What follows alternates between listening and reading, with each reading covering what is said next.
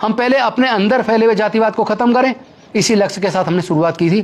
तो अंबेडकर भवन पे मैं आप सबको भी आमंत्रित करना चाहता हूं, आप सब लोग आइए 5 अक्टूबर 2022 को डॉक्टर अंबेडकर भवन, रानी झांसी रोड, करोल बाग, सुबह 10 बजे। चूंकि स्वाभिमान भी अगर जिंदा ना हो तो वैसे भी मुर्दे के समान है। मतलब ऐसे मर के घुट के जीने से तो मर जाना बेहतर है। और एक तरफ हमारे युवाओं का कत्ल हो रहा हो, हमारी बस्तियां जलाई जा रही हों, हमारी बहनों की इज्जत लूट के उनको फांसी में लटकाया जा रहा हो, और हम उनके न्याय की बात भी ना करें। जाति की वजह से जाति के उत्पीड़न झेले और हम जाति भी ना छोड़े, जाति में भी बने रहें।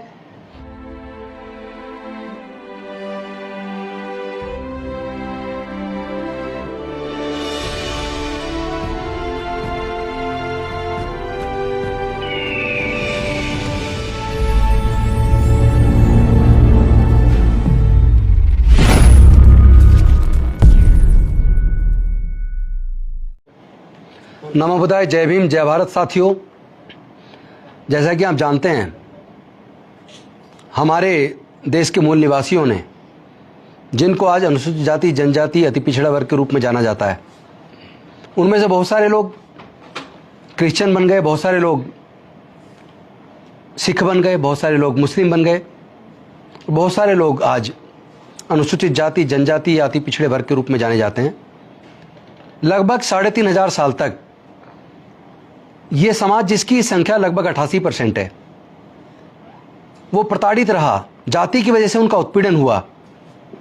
धर्मशास्त्रों में लिखकर लगातार 3,500 साल तक उनको पढ़ने लिखने पर धार्मिक बंदिश लगा के रखी। उनके व्यापार करने पर, संपत्ति इकट्ठा करने पर धार्मिक बंदिश लगा के रखी, जिसकी वजह से हमारे लोग इतने ज़्यादा पिछड़ गए कि आज दूसरे लोगों की तुलना में अगर हम बात करें तो हमारे लोग ना खेती की ज़मीन के मालिक हैं, ना हमारे लोग व्यापार में हैं, ना इंडस्ट्रीज़ हैं हमारी, ना हम कॉलेजों के मालिक हैं, ना स्कूल अस्पतालों के मालिक हैं। और आज जैसे तैसे करके डॉक्टर बाबा साहब अम्बेडकर जी ने अपना पूरा जीवन बलिदान करके अपने 4 बच्चों को गंवाया। यहाँ तक कि उनकी पत्नी माता रमाबाई जी चली गई। उसके बावजूद डॉक्टर बाबा साहब अम्बेडकर जी ने पूरा जीवन संघर्ष करके, अपना पूरा जीवन बलिदान करके देश के इस 88% समाज को 3,500 साल की गुलामी से न केवल आज़ादी दिलाई, बल्कि हमारे पढ़ने लिखने के रास्ते खोलकर, शिक्षण संस्थानों में रिजर्वेशन की व्यवस्था कर सरकारी नौकरियों में रिजर्वेशन की व्यवस्था करके, और राजनीति के अंदर प्रतिनिधित्व दिलवाकर हम लोगों के विकास के रास्ते खोले, हम लोग को मुख्य धारा में लाने का प्रयास किया।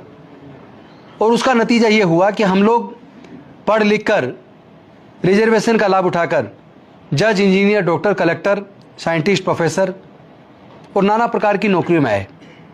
यहाँ तक कि रिजर्वेशन की वजह से हम MP, MLA बने, मंत्री बने और राष्ट्रपति तक की कुर्सी तक पहुँचे, देश के मुख्य न्यायाधीश तक बने।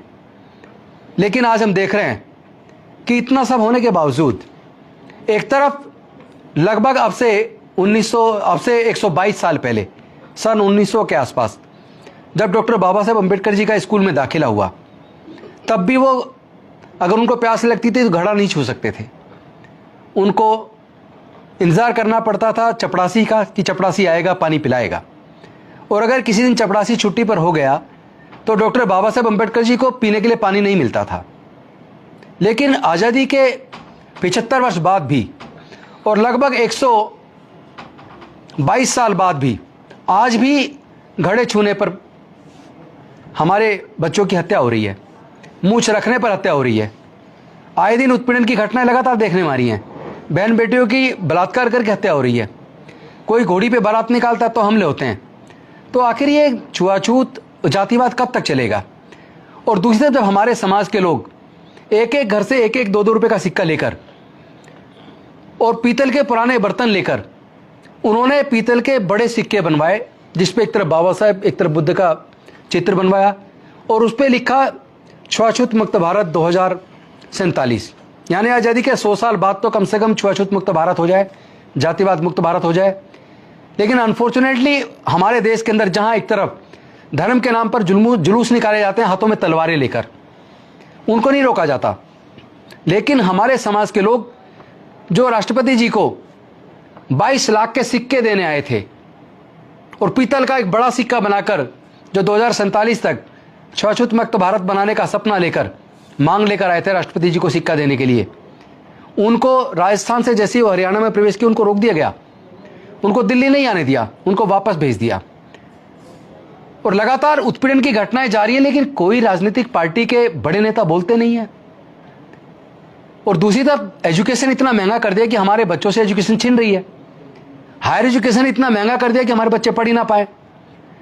और सरकारी जो उपक्रम थे सरकार के, धीरे धीरे करके एक एक करके बेच दिए। और वहां जो मौका था हमारे लोगों के नौकरी का, वो भी बंद हो गया। और ऊपर से ठेकेदारी प्रथा लागू करके हमारे लोगों के आगे बढ़ने के रास्ते बंद कर दिए। डॉक्टर बाबा साहेब अम्बेडकर ये जानते थे कि ये जातिवाद की वजह से, छुआछूत की वजह से हमारे साथ उत्पीड़न होता है। जब तक जातियां बनी रहेंगी तब तक जातिगत उत्पीड़न चलता रहेगा। आज़ादी के 75 वर्ष बाद भी आज भी उत्पीड़न चल रहा है। और उसका कारण ये है चूंकि जातियां खत्म नहीं हुई हैं। पूरे दुनिया के अंदर जाति नहीं है, केवल भारत के अंदर जाति है। और आज हम लोग खुद इसके लिए जिम्मेदार हैं। हमारे समाज के जो, चाहे मूल निवासी कह लो, चाहे अनुसूचित जाति जनजाति कह लो, चाहे अति पिछड़ा वर्ग के लोग कह लो, हम लोग भी तो जातियों को जिंदा रखे हुए हैं। हम लोग भी तो आपस में रोटी बेटी का रिश्ता नहीं कर रहे।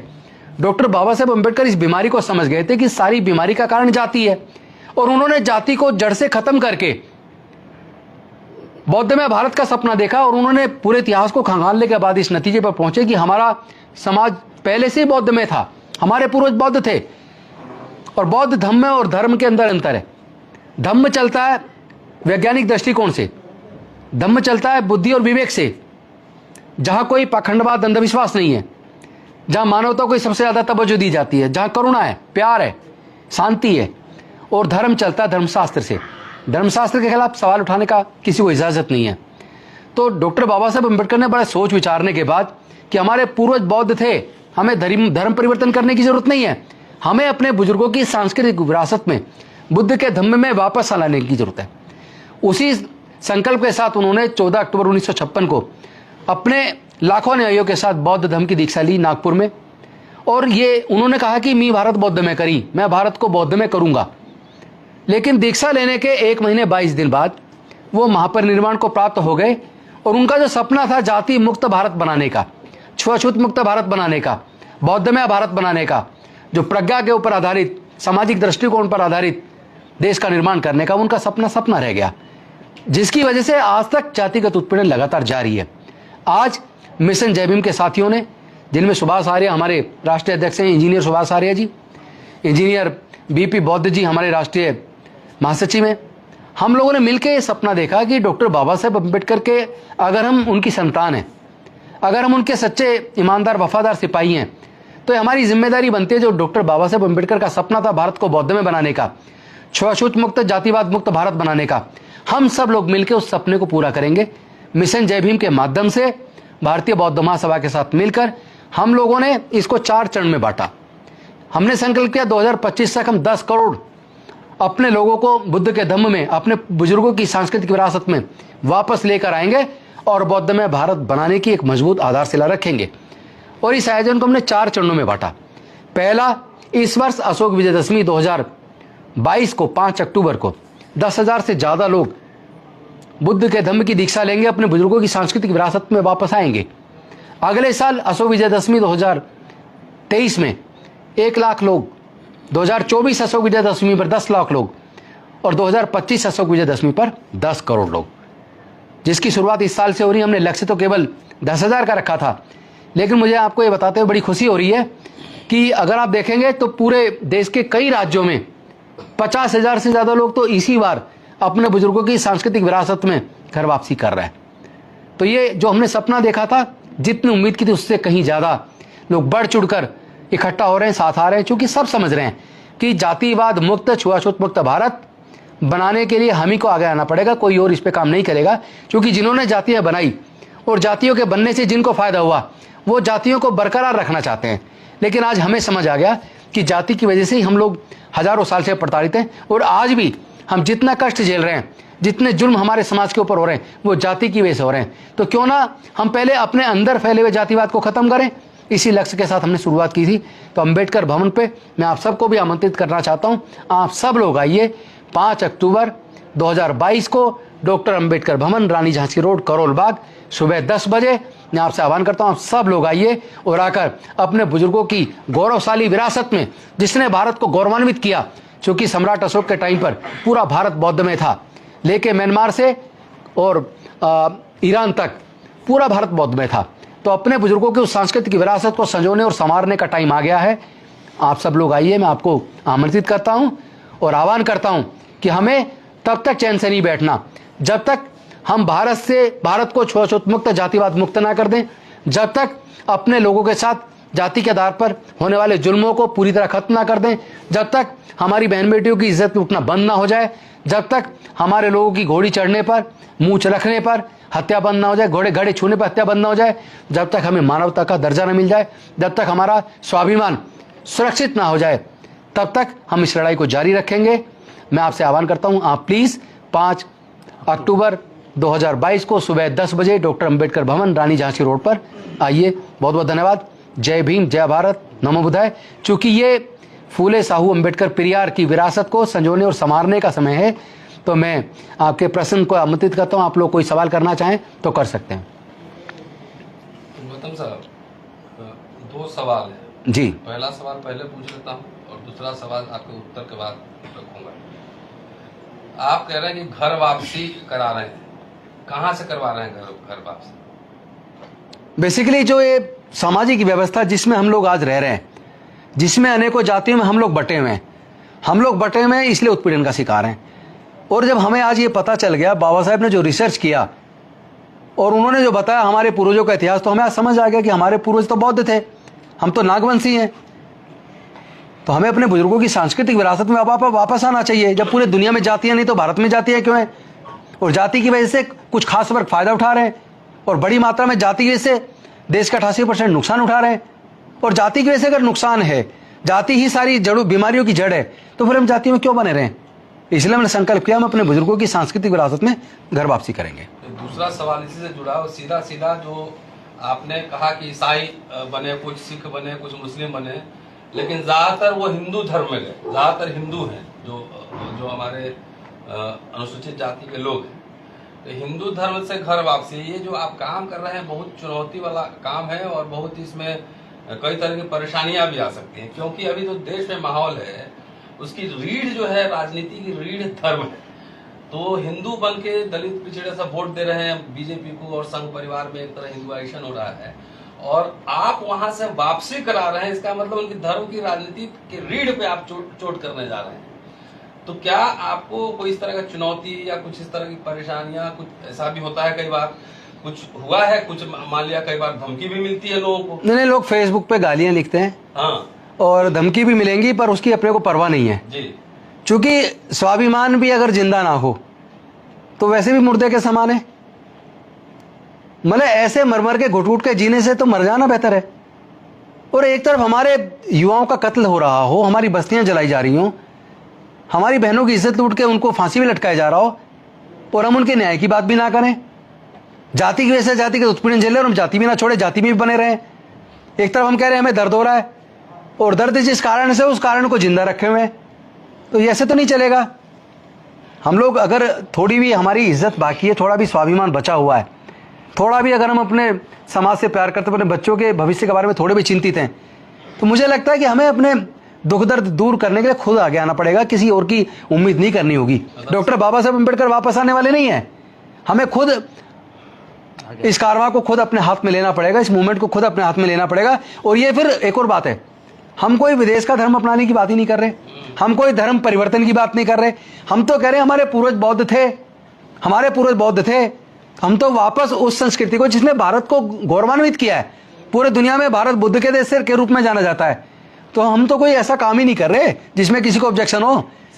और जो वो लोग दुश्मन है जो जातियों को जिंदा रखना चाहते हैं, जो छुआछूत मुक्त भारत, जातिवाद मुक्त भारत बनाने में बाधा बनना चाहते हैं, वो लोग सच्चे मायने में देशद्रोही है, देश के दुश्मन है। कहां से लोग शामिल हो रहे हैं? सिर्फ दिल्ली से? अभी तो दिल्ली एनसीआर, चूंकि हमने केवल 10,000 का लक्ष्य रखा था, और उधर गुजरात में अलग अलग जिलों के अंदर आयोजन हो रहे हैं, उत्तर प्रदेश के अंदर कई जिलों में अलग अलग आयोजन हो रहे हैं, मध्य प्रदेश में हो रहे हैं, बिहार के अंदर हो रहे हैं, छत्तीसगढ़ में हो रहे हैं।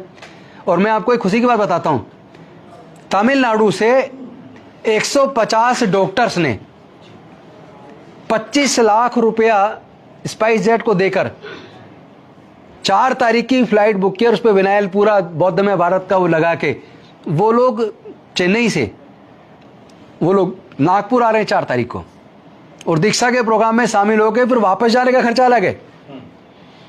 तो ये पूरे देश के हमारे लोग समझने लगे हैं कि जाति ही सारी बीमारियों की जड़ है, इसलिए सब लोग जाति तोड़कर, जातियों को छोड़कर समाज जोड़ने का जो संकल्प है, फिर बुद्ध धर्म की क्या पहचान, मानव मानव एक समान।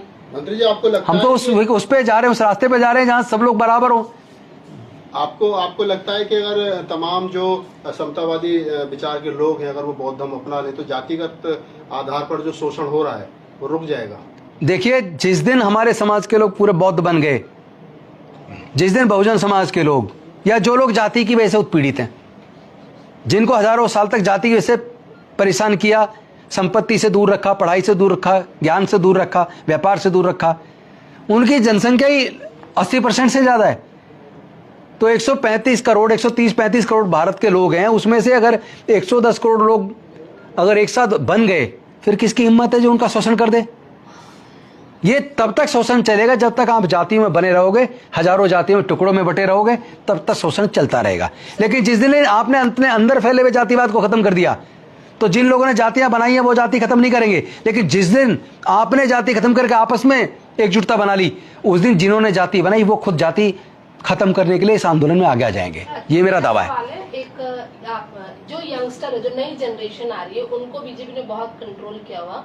बिहार का आपने जिक्र किया कि हम बिहार में भी काम कर रहे हैं, उस तरफ जो ओबीसी और SC/ST के बच्चे, उन पे ज्यादा टारगेट है। मैं वेस्ट बंगाल से, वहाँ भी बहुत टारगेट है। ऐसे में कितना चैलेंज है यंगस्टर को ये बताना कि हम जाति को तोड़कर आगे बढ़ेंगे? देखिए, चैलेंज पहले की तुलना में बहुत कम हो गया, हल्का हो गया है। अब चैलेंज उतना कठिन नहीं है। मैं 54 साल का हूँ, 14 साल की उम्र से लगातार समाज के आंदोलन में, मूवमेंट में, अम्बेडकरी मूवमेंट में हूँ।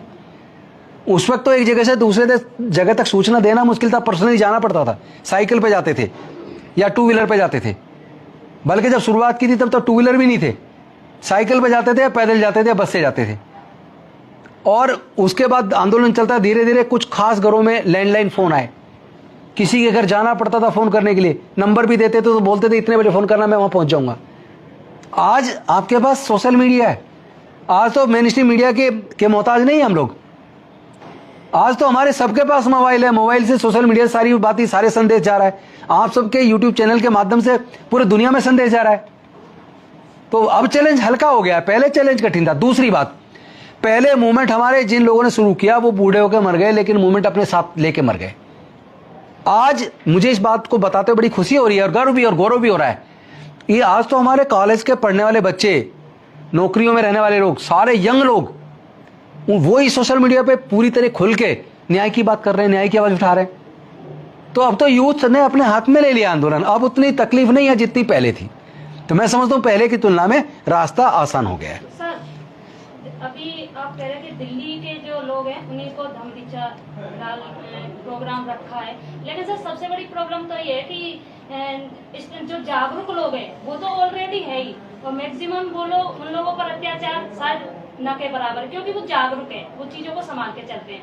लेकिन चैलेंज तो वहाँ है जो गांव के लोग हैं, जो पढ़े लिखे नहीं है, पहले से ही काफी दबे कुचले हैं, तो ऐसे लोगों को मतलब इस धारा से कैसे जोड़ सकते हैं? मैं आपको एक बात बता दूं, और बड़े मुझे इस बात का खुशी भी है कि गांव के लोग जुड़ रहे हैं बहुत बड़ी मात्रा में। आज ही मेरे पास दतिया से, मध्य प्रदेश से, गांव से लोग आए, उन्होंने कहा हम सोशल मीडिया पे आपको सुनते हैं और हमने संकल्प किया हम मिलके जरूर आएंगे। पहले से जानते नहीं थे और वो सीधे बंगले पर आए, मैं ऑफिस से आया, वो बैठे हुए मिले और वो लोग इतना खुशी महसूस कर रहे थे। उन्होंने कहा मिले बिना नहीं जाएंगे। अभी कल मेरे पास कुछ लोग वहां से आए, छतरपुर जिले से, मध्य प्रदेश से। मेरे लोग पास बिहार से लोग आ रहे हैं, छत्तीसगढ़ से लोग आए, महाराष्ट्र से लोग आ रहे, गुजरात के लोग आ रहे हैं। तो इसका मतलब अब वो बात नहीं है कि गांव तक बात नहीं जा रही, गांव तक बात पहुंच पा रही है। अब गांव तक के लोग रीच में आ रहे हैं। और तो और मुझे कई लोग तो ऐसे आके मिले, उन्होंने कहा जी हमने तो सोच लिया हमें नौकरी नहीं करनी, हमें तो अपना पूरा जीवन इस आंदोलन में लगाना है, और वो ठेठ देहात से आए थे। तो जब आदमी अपनी कुर्बानी के लिए तैयार हो जाए, न्याय के लिए, कि न्याय की आवाज की लड़ाई को लड़ना पड़ेगा, चाहे इसके लिए अपने आप को कुर्बान क्यों ना करना पड़े। जब लोगों, इतने सारे लाखों युवाओं ने संकल्प ले लिया है, बस एक ही चीज की कमी थी, उनको एक साथ जोड़ने की। तो मुझे यह बताते हुए भी खुशी हो रही है, धीरे धीरे एक साथ जुड़ने की प्रक्रिया बढ़ गई है। अब ज़्यादातर लोग जुड़ने और जोड़ने की बात करने लगे, वरना तो जुड़ना और जोड़ना सबसे ज़्यादा कठिन काम था। Thank you. सीधा सीधा ब्राह्मणवाद से टक्कर ले रहे हैं। टक्कर जुल्म के खिलाफ है, चाहे उसमें कोई सा वाद हो। हम सभी प्रकार के वाद विवाद को खत्म करके छोड़ेंगे। हमें तो मानवतावाद चाहिए, इंसानियत चाहिए, न्याय चाहिए, समता, स्वतंत्रता, बंधुता और न्याय पर आधारित, प्रज्ञा पर आधारित, करुणा पर आधारित, शील पर आधारित जो बुद्ध का धम्म है, जिसमें सबके लिए समान अवसर है और जिससे भारत गौरवान्वित होता है, उस रास्ते पर चलने में दिक्कत क्या है? जिन देशों ने बुद्ध के धम्म को अपनाया वो तरक्की में दुनिया में आगे निकल गए। तो भारत को अगर तरक्की करनी है तो अपना जो मूल धम्म है भारत का, बुद्धिज्म, जिससे भारत गौरवान्वित हुआ है, उसमें अपनाने में किसी को क्या दिक्कत है? हम तो किसी धर्म के खिलाफ नहीं बोल रहे, किसी हमला नहीं कर रहे। जिसको जो मानना है उसकी स्वतंत्रता, भारत का संविधान सबको इजाजत देता है, अपने धार्मिक आस्था की स्वतंत्रता की इजाजत देता है। तो सबका अपना पर्सनल व्यू है, तो फेथ तो अपना पर्सनल होता है, जिसको जो मानना माने। Thank you. नमो बुद्धाय। जय हिंद।